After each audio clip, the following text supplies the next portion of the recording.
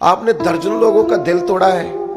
اور آپ کا خیال ہے میں کثرت سے درود شریف پڑھوں گا تو معاف ہو جائے گا۔ کثرت سے درود پاک پڑھنے کا ثواب تو ملے گا، طبیعت میں مٹھاس بھی آئے گی، حضور راضی بھی ہوں گے،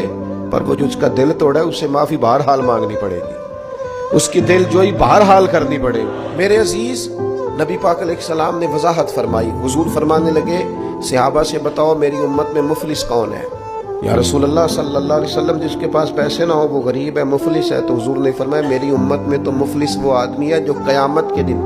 پہاڑ کے برابر نیکیاں لے کے آئے گا، نماز، روزہ، حج، زکوٰۃ، صدقات، لیکن کریم فرماتے ہیں کسی کا اس نے دل توڑا ہوگا، کسی کو گالی دی ہوگی، کسی کو برا کہا ہوگا، نتیجہ یہ نکلے گا کہ اللہ تعالیٰ وہ ساری نیکیاں ان لوگوں کو دے دے گا جن کو تکلیفیں دیتا رہا، پھر بھی اس کے ذمے حقوق بچیں گے تو اب جن کو تکلیف دی تھی ان کی گناہ اس کے ذمے